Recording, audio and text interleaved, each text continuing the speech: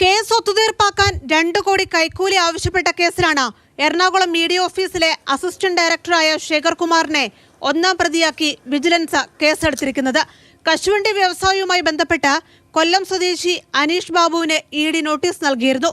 ഇത് ഒത്തുതീർപ്പാക്കാമെന്ന് വാഗ്ദാനം നൽകിയാണ് 2 കോടി കൈക്കൂലിയായി ആവശ്യപ്പെട്ടത്. ആദ്യ ഗഡുവായ 2 ലക്ഷം രൂപ കൈപ്പറ്റുന്നതിനിടയിലാണ് എറണാകുളം സ്വദേശി വിൻസൻ വർഗീസും മൂന്നാം പ്രതിയും രാജസ്ഥാൻ സ്വദേശിയുമായ മുകേഷ് കുമാറും പിടിയിലാകുന്നത്. ചാർട്ടേഡ് അക്കൗണ്ടന്റായ എറണാകുളം സ്വദേശി രഞ്ജിത്ത് വാര്യരാണ് കേസിലെ 4ാം പ്രതി. ഇഡിയിലെത്തുന്നവരുടെ കേസ് വിവരങ്ങൾ ഇടനിലക്കാർക്ക് നൽകുന്നത് രഞ്ജിത്ത് വാര്യരാണെന്നാണ് വിജിലൻസിന്റെ കണ്ടെത്തൽ.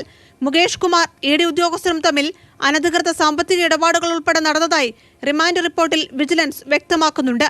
മൊബൈൽ ഫോണുകൾ, ബാങ്ക് ഇടപാടുകൾ എന്നിവ പരിശോധിച്ച ശേഷമാണ് ഇഡി ഉദ്യോഗസ്ഥനായ ശേഖർ കുമാറിനെ വിജിലൻസ് സംഘം ഒന്നാം പ്രതിയാക്കിയത്. റിമാൻഡ് റിപ്പോർട്ടിൽ പറഞ്ഞ എല്ലാ കാര്യങ്ങളും ഞങ്ങൾ പരിശോധിച്ചു വരികയാണ്. അപ്പോൾ അതിപ്പോൾ ഒരു ആത്യന്തികമായിട്ട് അവസാന വാക്കായിട്ട് ഇപ്പോൾ പറയാൻ നിർവാഹമില്ല, അത് ഇനിയും പരിശോധിക്കേണ്ടതുണ്ട്. കേസിൽ 3ാമതൊരു അറസ്റ്റ് കൂടി ഉണ്ടായിട്ടുണ്ട്. അതൊരു ചാർട്ടേഡ് അക്കൗണ്ടൻ്റാണ്. അപ്പോൾ അദ്ദേഹമാണ് ഈ പരാതിക്കാരൻ്റെ അഡ്രസ്സ് വിൽസനെ ഏൽപ്പിച്ച് വിൽസനോട് കാര്യങ്ങൾ പ്രൊസീഡ് ചെയ്യാൻ പറഞ്ഞിരിക്കുന്നത്. അറസ്റ്റിലായ ചാർട്ടേഡ് അക്കൗണ്ടന്റ് രഞ്ജിത്തിന്റെ എറണാകുളത്തെ ഓഫീസിൽ വിജിലൻസ് സംഘം പരിശോധനയും നടത്തി. കേസിൽ 3 പേരുടെ അറസ്റ്റാണ് ഇതുവരെ രേഖപ്പെടുത്തിയത്. 5 ദിവസമാണ് പ്രതികളെ കസ്റ്റഡിയിൽ വാങ്ങിച്ചിരിക്കുന്നത്.